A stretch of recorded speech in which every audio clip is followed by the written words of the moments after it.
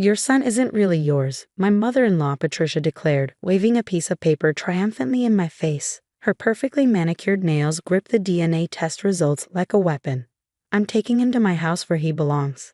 I stood in my kitchen, still wearing my gardening gloves, dirt smudge on my jeans from planting spring bulbs with my 6-year-old son Marcus just hours earlier. The afternoon sun streamed through the windows, casting strange shadows across Patricia's face as she delivered what she clearly thought was her knockout blow. Go ahead, I said calmly, pulling off my gloves and setting them on the counter. My response clearly threw her. She'd expected tears, denial, maybe even begging. Instead, I was smiling. What? Patricia's perfectly penciled eyebrows drew together in confusion. Did you hear what I said? These DNA results prove Marcus isn't your biological child. I poured myself a glass of water, taking my time before responding. I heard you perfectly, Patricia, and I said go ahead. Take Marcus to your house. My mother-in-law's triumphant expression faltered slightly. In the 10 years I'd been married to her son David, she'd never seen me this calm in the face of her accusations. Usually, I'd defend myself, try to reason with her, or leave the room in tears. But not today. Today was different. I've already called David, she pressed on, regaining her momentum. He's devastated. To think you've been lying all these years, pretending Marcus was yours when really, she paused for dramatic effect, you must have used an egg donor or something equally deceitful. I couldn't help but laugh, which only seemed to infuriate her more. Did you enjoy your secret little trip to the DNA testing facility last week? The one where you convinced Marcus it was just a fun science experiment. Patricia's face paled slightly. How did you know about that? I finished for her. Oh, Patricia, I know about a lot of things, like how you've been planning this ambush for months, how you've been telling David I'm an unfit mother, how you've been trying to convince him that Marcus would be better off living with you. She straightened her designer blazer, trying to regain control of the situation. Well, now I have proof. These results don't lie. Marcus shares DNA with David and me, but not with you. You're not his real mother. I walked to my home office, Patricia trailing behind me like a shark sensing blood in the water. Opening my desk drawer, I pulled out a thick manila envelope. You're right about one thing, I said, turning to face her. Those results don't lie. Marcus does share DNA with you and David. And you're also right that I'm not his biological mother. Patricia's eyes lit up with vindication, but before she could speak, I continued. I've never claimed to be. In fact, it's all documented right here. The egg donation process, the IVF procedures, every legal document signed by David and me before Marcus was born. We chose this path together because I couldn't carry a child naturally. David knows everything. He was there every step of the way. The color drained from Patricia's face as I laid out document after document on my desk. But he said that he was devastated. I finished for her. Oh, he is, but not about Marcus's genetics. He's devastated that his own mother would go behind our backs, take our child for secret DNA testing, and try to use it as a weapon. I pulled out my phone and played a recording. Mom, how could you do this? David's voice filled the room. We've told you about the IVF, about Sarah's fertility struggles, about our decision to use an egg donor. Multiple times. This ends now. Patricia sank into my office chair, her hands trembling. But I thought. You thought you finally found a way to get rid of me, I said, my voice firm but not unkind. You thought you could use this to take Marcus away. But here's what you didn't consider, Patricia. Love and biology aren't the same thing. I carried Marcus for 9 months. I went through morning sickness, labor, midnight feedings. I'm the one who knows that he hates crusts on his sandwiches and needs his green dinosaur plushie to sleep. I'm his mother in every way that matters. Through the window, I could see Marcus playing in the backyard, his dark hair catching the sunlight as he dug in his sandbox. My son, in every way that mattered. David will be home soon, I continued. He left work early when I told him what you'd done. So yes, Patricia, go ahead and take Marcus to your house. Try to explain to a judge why you took a minor for medical testing without parental consent. Try to justify why you thought genetics trumped legal parenthood. See how that works out for you. Patricia's carefully constructed plan was crumbling around her, and we both knew it. But as I watched her struggling to process her failure, I felt an unexpected pang of pity. How empty must her life be to spend so much energy trying to destroy her son's happiness? You know what the saddest part is? I said softly. You've spent so much time trying to prove I'm not Marcus's real mother that you've forgotten how to be a good grandmother. You could have had a beautiful relationship with him, but instead you chose this. The sound of David's car pulling into the driveway cut through the tension. Patricia stood up quickly, gathering her purse and the now useless DNA results. This isn't over, she said, but her voice lacked its usual conviction. I smiled, gathering up my documents and returning them to their drawer. Actually, Patricia, it is. David and I agreed. This was your last chance. From now on, any contact with Marcus will be supervised, if it happens at all. As David's key turned in the front door, I watched my mother-in-law's face crumple with the realization that her perfect plan hadn't just failed. It had backfired spectacularly. She had tried to use my son's genetics to destroy me, never realizing that I'd been prepared for this moment all along. Through the window, I could hear Marcus's delighted cry of "Daddy" as David walked into the backyard. My family, built on love, choice, and commitment, not just DNA.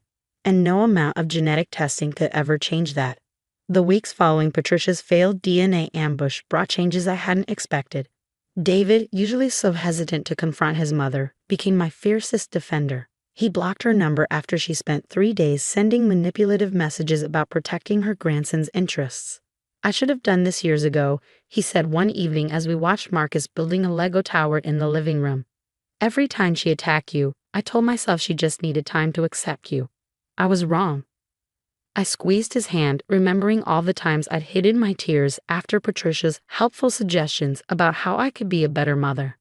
You're doing it now. That's what matters. But Patricia wasn't done. She started showing up at Marcus's school, trying to pick him up early. Thanks to our lawyer's foresight, we'd already alerted the administration of the situation. Each attempt was documented and added to our growing file. One afternoon, I received a call from Marcus's teacher, Mrs. Thompson. Mrs. Sullivan was here again, she said, referring to Patricia. This time she brought photos, trying to convince us she had evidence he were unfit. We escorted her off the property and called the police. What kind of photos? I asked, though I could guess. Mostly normal moments taken out of context. Marcus with a scraped knee, looking upset after a timeout. Nothing that suggests actual neglect. Mrs. Thompson paused. She seemed desperate. Desperate was the perfect word. Patricia had always been controlling, but this was different. Her mask of sophisticated superiority was cracking, revealing something darker underneath. The final straw came during Marcus's soccer game. I was cheering from the sidelines when I heard her voice behind me. You think you've won, but I've hired a lawyer, Patricia announced loudly enough for nearby parents to hear. We're going to prove you're an unfit mother. Did you know she can't even have children of her own? She stage whispered to another mom. I turned slowly, aware of the curious eyes watching us.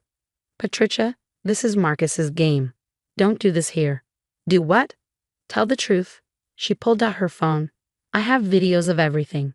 How you yell sometimes, how Marcus cried last week when you made him finish his homework before playing. A judge will see. See what? I interrupted calmly, that I'm a normal mother, that I set boundaries, that sometimes parenting is messy and imperfect. Other parents were moving closer now, drawn by the drama, but also, I realized, forming a protective circle around me. These were people who'd seen me volunteer at school events, host playdates, cheer at every game. Mrs. Harrison, one of the dads, called out, I think you should leave. Now. You don't understand, Patricia protested. She's not even his real mother. I understand perfectly, said Emma, another soccer mom. You're harassing my friend and disrupting our kids' game. Security is already on their way. Sure enough, the field's security guard was walking over. Patricia's face flushed as she realized her audience wasn't sympathetic. This isn't over, she hissed before storming off. That evening, after Marcus was asleep, David and I sat in our backyard, the spring air cool against our skin. I filed for a restraining order today, he said quietly. The lawyer says with all the documentation we have. The unauthorized DNA test. The school incidents, today's scene.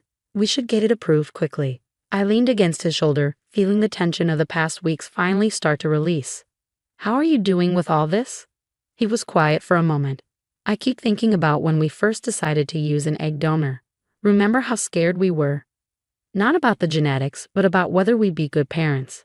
I remembered those days clearly, the fertility treatments that failed, the heartbreaking decisions, the hope that came with choosing another path to parenthood. And now look at us, he continued. We've got this amazing kid who loves science and soccer and has your exact same laugh. DNA be damned. Meanwhile, my mother, who shares his genetics, can't see past biology to love him properly. Or to love you properly, I added softly. She's hurting you too. David nodded, his eyes glistening in the dim light. You know what Marcus said to me yesterday? He asked if Grandma was sick because she keeps acting scary. Our 6-year-old shouldn't have to worry about that. I thought about Marcus's question, about Patricia's increasingly erratic behavior. Maybe she is sick, in a way. But that doesn't make it okay. We sat in companionable silence, listening to the distant sound of traffic and the wind rustling through trees. Despite everything Patricia had put us through, our family felt stronger than ever. She had tried to use genetics to drive us apart, but instead, she'd only proven how unimportant DNA really was to real family bonds. I got a call from the lawyer today too, I said finally. She thinks we should consider pressing charges for the unauthorized DNA test. Apparently, it's a form of medical assault to test a minor without parental consent. David tensed beside me. What do you think we should do? I thought carefully before answering. I think we need to send a clear message that this behavior won't be tolerated, not just for us, but for Marcus. He needs to see that we'll protect him, even if it means making hard choices. He pulled me closer. When did you get so wise? Probably around the time I realized that being a mother has nothing to do with genetics and everything to do with love. As if on cue, we heard Marcus call out from his bedroom, probably another request for water, his favorite bedtime delay tactic. As we stood up to head inside, David caught my hand. Thank you, he said simply. For what? For being exactly the mother our son needs, DNA test or not. I smiled, remembering Patricia's triumphant face when she waved those test results at me. She had thought she was destroying my family, never realizing she was only proving how unshakable our bonds really were. 1 year later, I sat in our backyard watching Marcus chase fireflies at dusk. The restraining order against Patricia had been approved months ago, bringing a peace to our lives we hadn't realized we were missing. David sat beside me, both of us enjoying the warm summer evening and our son's delighted laughter. Mom, Marcus called out, running over with his hands cupped. Look what I caught. I leaned forward as he carefully opened his fingers, revealing the gentle blinking light within. Beautiful, I said, smiling at his proud expression. Remember what we've learned about why they glow? Bioluminescence, he exclaimed, pronouncing the word carefully. Can we look it up in my science book again? David chuckled. Tomorrow, buddy, it's almost bedtime. As Marcus released the firefly, I thought about how much had changed since Patricia's DNA test scheme. The legal charges for unauthorized medical testing of a minor had resulted in a hefty fine and mandatory counseling sessions for her. More importantly, it had forced her to face the consequences of her actions. Last month, we'd received a letter from her therapist. Patricia had been diagnosed with narcissistic personality disorder and was finally getting help.